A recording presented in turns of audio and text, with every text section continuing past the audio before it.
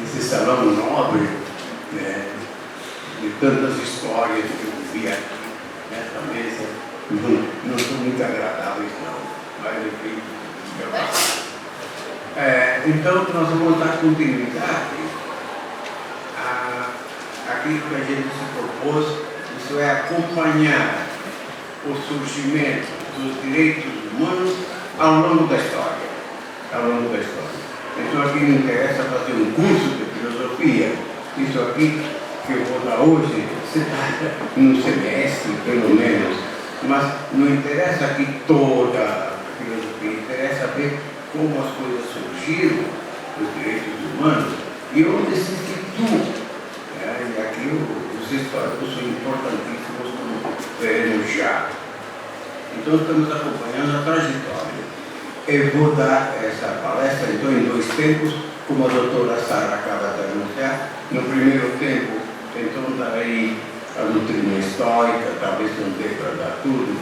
E no segundo tempo, é o encontro da filosofia histórica, que era a única que havia em Roma, e com o cristianismo que estava começando. E temos até discursos bíblicos de caráter histórico, como veremos. E como evoluiu esse embate até o dia de hoje. Esse encontro da filosofia histórica com o cristianismo ainda está em curso em muitos pontos de vista, como sinalizarei. Começo com duas observações. A primeira é uma observação histórica. Os históricos é uma grande filosofia que durou uns 800 anos. Começou nos anos 300, logo depois da morte de Aristóteles, com o fundador da escola histórica, que é Zenão. Os grandes fundamentos da escola foi Zenão que os colocou.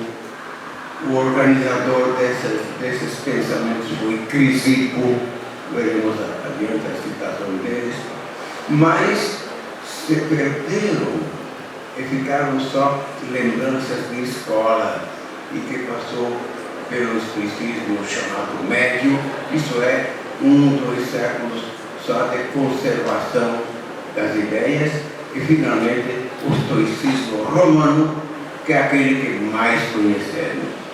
E temos boa parte das obras e depois fragmentos desse período. Aqui tem na coleção Pleiade francesa, ela versa tudo sobre os estoicos. Tem vários livros aqui de Cícero, por exemplo, Epiteto, Marco Aurélio, esses mais conhecidos, e é a doutrina histórica que nós conhecemos, que se embateu com a doutrina cristã nascente. Então, essa primeira observação é essa. Era a filosofia do Império, havia ainda um resquício de epicúreos, mas pequeno. A grande escola era realmente a histórica. Segunda observação é ético-filosófica, ou seja, o estoicismo permanece até o dia de hoje. Então, eu poderia estar falando de Heidegger, como estou falando dos históricos, mas por igual, eles são contemporâneos em muitas questões, como veremos já.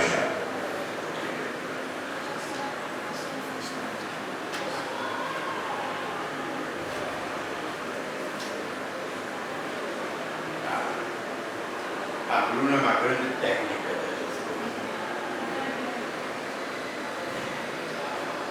Então, é a mais completa filosofia da natureza até hoje. Mais completa. Por exemplo, no ano 2000, a Unesco fez um documento sobre a Terra, a Carta da Terra chamada. é totalmente de inspiração histórica sem citados. E na linguagem de hoje, evidentemente, essa linguagem aqui ela é passada, mas entretanto não a mensagem, não a reflexão filosófica. E eles eram muito completos no sentido que faziam a filosofia por inteiro. Ou seja, para eles, a filosofia era considerada um jardim. Um jardim. Um jardim que tem uma sede em torno, que é a lógica. A sede o que faz? Protege o jardim, as árvores que estão lá dentro. Assim, a lógica protege o andamento do pensamento para chegar à verdade. Todas essas filosofias queriam chegar a um ponto culminante que é a verdade. Então, é um guia para esta verdade, era a lógica. E no interior desta sede estão as árvores. As árvores, então, são exatamente coisas, realidades físicas e tal.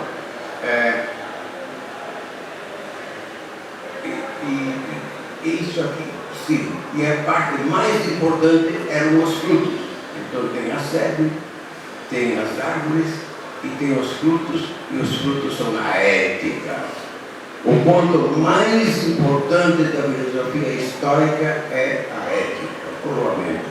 Hoje um pensador semelhante é Anjonas, que o coroamento da filosofia deveria ser exatamente a ética.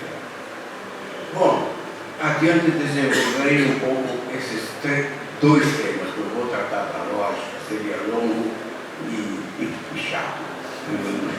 A lógica é complicada e é uma série mesmo. Bem, mas daqui da doutrina estoica surgiram dois grandes temas que se disputam até o dia de hoje, que passaram a Idade Média, a Idade Moderna e entraram na filosofia contemporânea, ainda hoje, pelo menos como tema filosófico. Me refiro ao justnaturalismo. Para os estoicos, para a Idade Média e a Idade Moderna, o direito se fundamenta na natureza. É o fundamento do direito.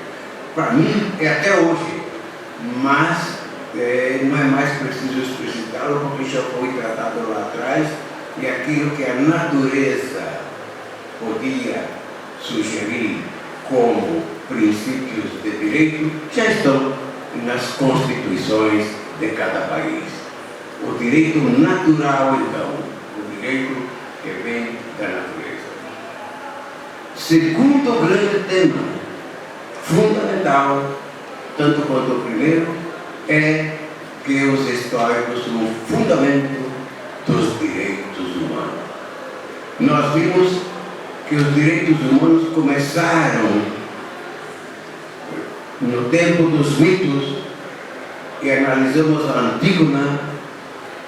Antígona, então, que diz: eu obedeço a uma lei não escrita, que não é de hoje, não é de ontem, e ninguém sabe quando ela foi promulgada, e talvez é a lei dos deuses. Muito bem, essa ideia depois entrou a ideia da lei não escrita, a que é mais importante do que as leis do rei que queria pressionar Antígona. Devo obedecer a estas em primeiro lugar. Depois, com a filosofia grega, essas leis não são mais chamadas leis não escritas, mas leis universais, leis que se encontram em todos os países. E Aristóteles diz que se encontram em Atenas, em Esparta e na Pérsia e assim por diante. Por exemplo, na Idade Moderna,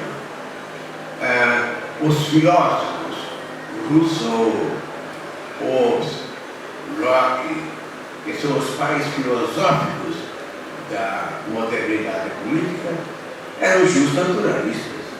Os filósofos, todos justnaturalistas. E justnaturalista foi a independência americana e também a Revolução Francesa, os princípios que guiaram a Revolução Francesa. Aqui vou citar só Jefferson para exemplificar. Então, Jefferson, que é o pai da Constituição Americana, ele começa o rascunho, porque depois vou ler a Constituição Americana, começa assim: a natureza e seu Criador nos deram 3 direitos: direito à vida, à liberdade e ao desejo de ser feliz. Jefferson guardava esses 3 fundamentos que vêm da natureza. Pois bem, diz ele, até aqui vai o papel de Deus. Daqui em diante cabe a nós fazer leis que protejam estes direitos. É isso. Então, todos os filósofos modernos, os políticos, os literatos, eram justnaturalistas espontaneamente.